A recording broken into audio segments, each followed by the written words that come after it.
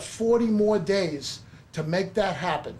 So with that, that may be Wendy Long, good timing. Let's see. If that's Wendy Long, Tea party. Perfect timing. It's we have a Wendy call Long. in from Wendy Long now, Okay. from Sure. Okay. our U.S. Okay. Senate candidate. Lauren. We like to. Hi, Lauren. Everybody Hi, say everybody. hello. Oh, wow, I miss you guys. I haven't seen you in quite a while. When was the last time I was there? Was Laura with me? Yeah, I think it was in April, maybe. Oh, my goodness.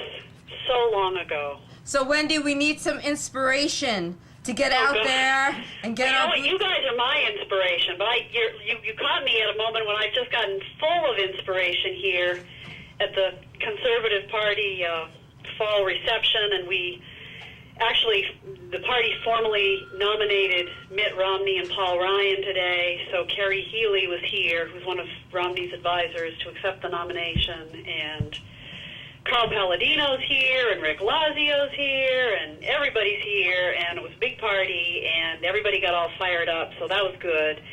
And we rallied the troops, which is what I really need to do for you guys. I'm sure you've noticed the mainstream media is just trying to ignore me, and it just seems like that's the strategy. Kirsten Gillibrand is trying to ignore me. I've accepted 6 debates, including Association for Better Long Island. I've accepted 2 more in New York City. I've accepted one in Buffalo. Fred Dicker on his radio show. Quite a few ones that I've accepted, and she's accepted only one. It's going to be October 17th at Skidmore College, and you'll be able to see it because it's going to be on New York 1. Okay. And it's going to be on YNN Upstate. But the big challenge is just breaking through the media. I don't know if you saw it, but there was a really nice super PAC ad that ran during the Republican convention. So it was televised statewide. It ran for about a week, and it was a really nice TV ad on the religious liberty issue and the HHS mandate. So that was a nice ad. I hear there's another one coming out soon, but of course, since they're from super PACs, I can't control them.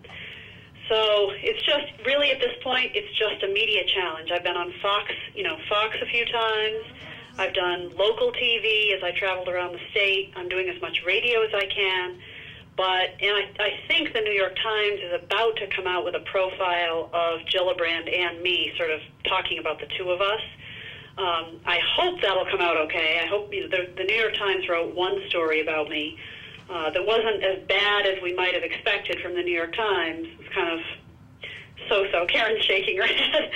But, so we're having, not any horrible stories from the media, but the main thing is it's just almost like a blackout. They just have decided they're not going to cover me, and that's the way they're going to handle it, because that's her strategy, is to just ignore. So our one clear shot at her is going to be in the October 17th debate. And luckily, it would be one thing if the debate were 3 days before the election, but fortunately, it's 3 weeks before the election, and in politics, 3 weeks is an eternity. So that's going to be a good shot, and we hope that we can make a lot of traction there. But as I say, the one regret I have is that it's not going to be televised on Long Island and the Lower Hudson Valley. We're working on Long Island, actually.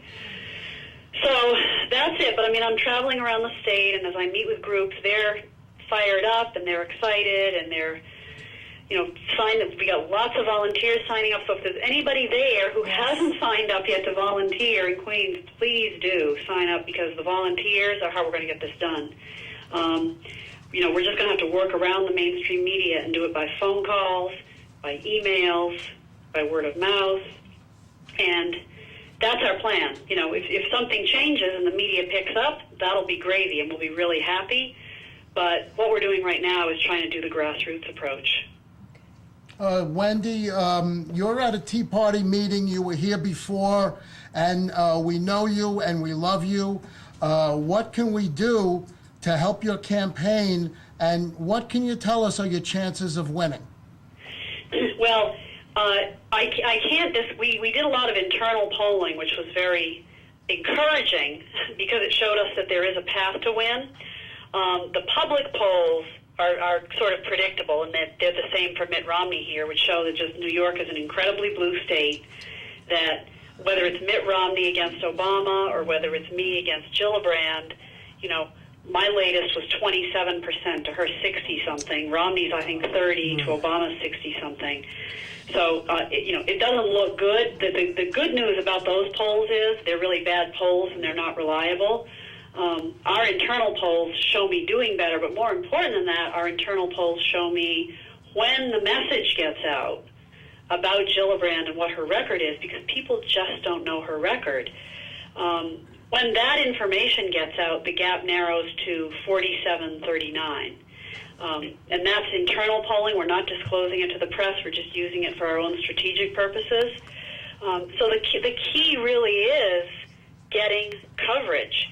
That's why the media failure to cover me is so damaging, you know, so costly to us, that we've just got to work on getting more media. So in answer to your question, one thing that's incredibly helpful is to write letters to the editor, because people do look at those in the newspaper as much as they do even an editorial that's written. So, you know, writing them just to little local papers about my candidacy, saying you support me, saying why, and talking about Gillibrand's record of voting for federal stimulus and lots of wasted money, that she's one of the few people in the United States Senate who voted for federal funding of ACORN, how she's, you know, infringing religious liberty by forcing this Obamacare HHS mandate on everyone, on religious institutions and even individuals.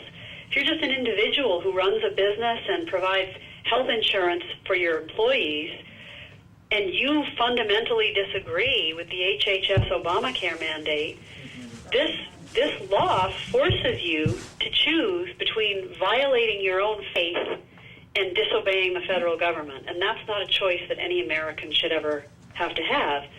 And she's just being so dishonest to say that this is an issue of women's health when it's an issue of religious liberty.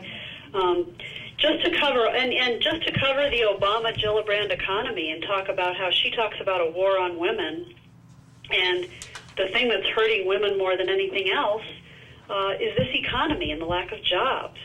Jobs for the women themselves, for their husbands, their children. People just really aren't that familiar with her record, and she talks about the things she wants to talk about. So the ways to work around the media are to write letters to the editor. And the other way is, if you can do email networking, you know, link to my website, send people to my Facebook page, and to follow me on Twitter. I mean, these things are incredibly important. And actually, the more people we get participating in the social media, the more the old mainstream media will pay attention to us, too. So I'd say writing letters to the editor, getting people to sign up to volunteer. There's a little place on our website where you can sign up to volunteer. That's incredibly important, because we're organizing now the army of volunteers to get out the vote and to do phone calls and all those good things. So volunteering, letters to the editor, social media. Sorry? Oh, yeah, donations. We need, Lauren, you gave me such a wonderful donation. Thank you so much. And even small donations don't think it won't matter. It really matters, because we are running a really tight shoestring campaign. And I keep saying I'm running this the way the federal government should be run. Right. Lean and mean and on a shoestring, and there's no wasted money. And if we need a refund, we get a refund. So we're running a very lean campaign, so donations are tremendously important. And if you have friends who can donate, pass the word to them. So it's donations, letters to the editor, volunteers, and social media. Those are all the big things. Am I forgetting anything, Karen? Okay, well, Wendy. Thank you so much, Wendy. And, you know, we're all behind you 100%. Yes. And, you know, look, just like Senator Scott Brown won from behind. He was something like, I don't know how many, 60 points behind. That's exactly right. And he shot up to be, you know, elected in the special election for in Massachusetts, which is a right. That's blue exactly. state. And it's funny you should mention that, because my old law school professor, Mary Ann Glendon, who was a Harvard Law School professor, she came down and did an event for me in Manhattan last week, and she stood up and she said the same thing. She said, you might wonder, why is someone from Massachusetts coming to New York to talk about not only was Wendy my former student, she said, but I have something else to tell you. She said, 2 years ago, Scott Brown was way down in the polls. It was Ted Kennedy's seat. It's Massachusetts, like New York, the bluest of blue states. And she said, but a remarkable thing began to happen. She said people were so worried about jobs and the economy and just the future of our state and our country that they began to stand out in the freezing cold, putting lawn signs out, and they began to call their neighbors, and they began to knock on doors. And she said, I call it the Massachusetts miracle. And she said, you can have a New York miracle, too. So I was really glad that she came. Thanks so much, Wendy. Thank We're you, going to have a Wendy, New for York calling miracle. in. Yay! You know me, Wendy. Good luck, okay? God bless you, too. Inviting me to call tonight. Okay, Wendy, take care. Okay, bye-bye. Bye-bye.